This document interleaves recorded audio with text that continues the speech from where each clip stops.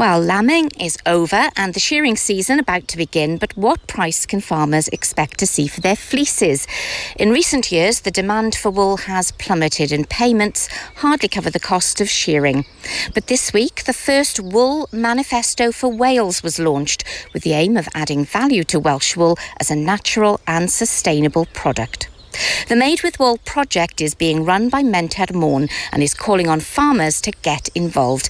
Ellen Parry is the project manager. So the Wool Manifesto we've put together as a vision for the future that we hope to see in Wales for the next, not the immediate next year, but over the next 5-10 years. So I got pulled together with our cluster group, which is part of the Made with Wool project.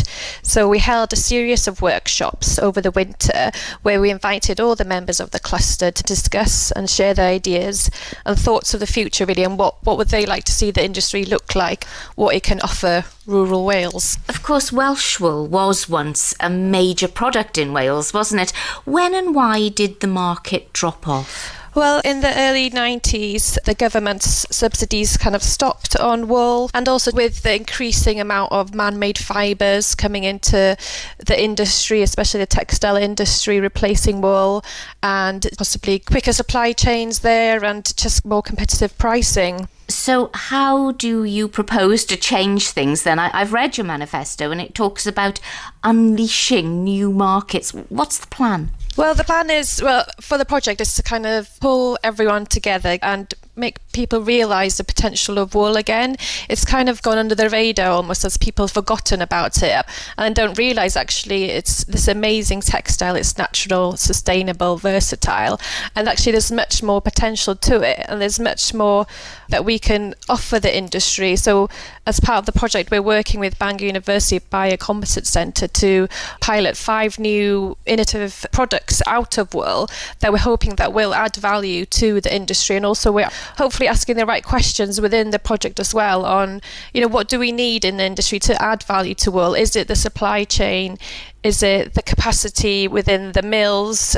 And we're asking, what are the new technologies within wool processing? Is that something we need to look into? What is the capacity of the Welsh mills? Can they grow? Can they grow with the industry if there is more demand? And what are these new products that you mentioned? Well, it's all kind of early stages. So Bangor University are currently looking through these prototypes, doing the necessary research to make sure, is there a viable route to market for these products. So at the minute, we're looking at liquid fertiliser, bulk food installation, hydroponic growth medium, loose fill cavity wall installation, wall and slate composite tiles and keratin from the wool. You want farmers to get on board, clearly, and you want them to improve their fleeces. What are you expecting of them then? Well, because the value of wool has dropped so much in recent years, it's very much just come a byproduct and almost a nuisance to shear the sheep and the cost of shearing.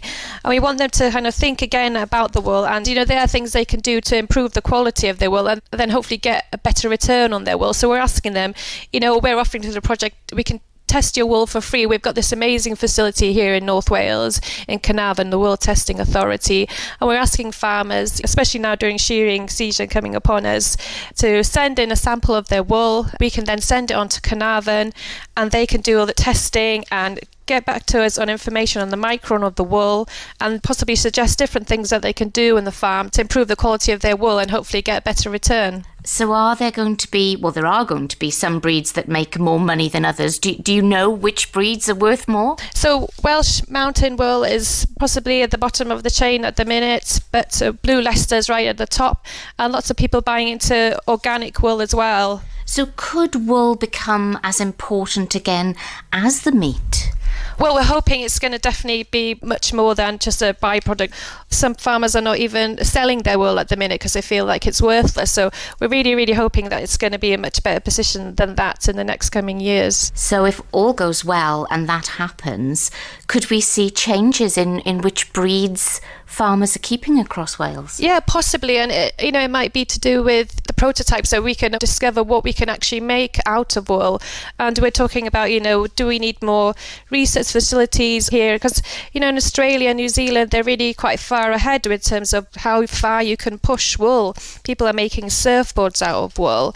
And, well, here in the UK, people can make chairs out of wool. So there's just so much more to learn, I think, because hoping, the vision would be larger scale. It's just so we can support the rural communities, keep people living in Wales, keep people speaking the language, and keeping their skill set alive in the industry as well. Ellen Parry from Menter Mons Made with Wool project.